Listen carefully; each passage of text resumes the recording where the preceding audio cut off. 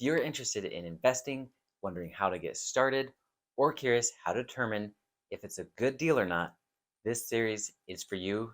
Keep watching.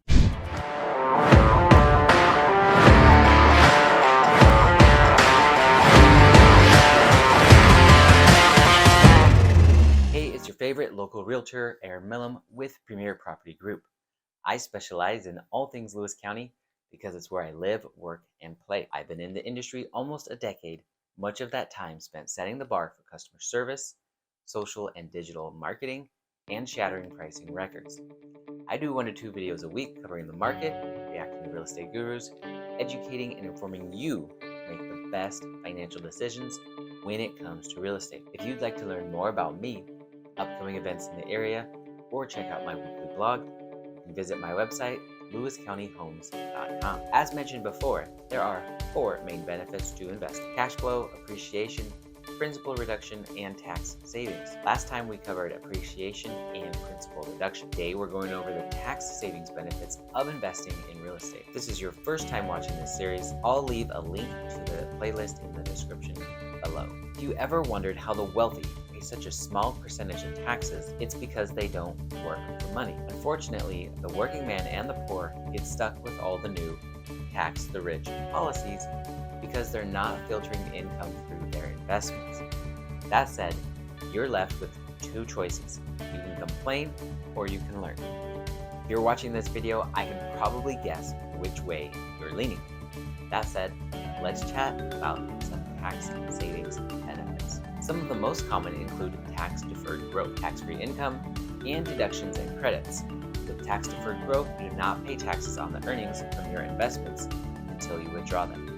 You've probably heard of a 1031 tax exchange. We'll cover that in another video, but this can help your money grow faster over time. Some investments, such as municipal bonds, generate income that is exempt from federal income tax. This can be a great way to reduce your tax bill. Another solution is to route as much of your income and expenses as possible through an LLC. This is much easier if you're not an employee. There are also a number of deductions and credits that are available to investors that can help you lower your tax bill even further. Some of the most common deductions include mortgage interest deduction, where investors can deduct the interest they pay on their mortgage on their rental property. This deduction is limited to the interest paid on the first $750,000 of the mortgage debt for a single taxpayer, or $1.5 million of mortgage debt for a married couple filing jointly. Property tax deduction, where investors can deduct the property taxes they pay on their rental property. This deduction is not subject to any limits. Depreciation is another deduction, where investors can deduct the depreciation of their rental property over time. Depreciation is the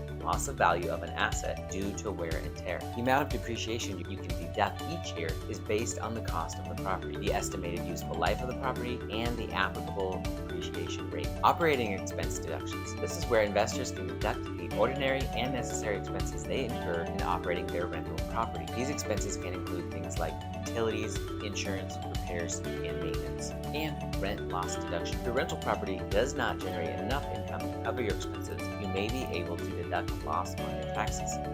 However, there are certain limits on how much of a loss you can deduct.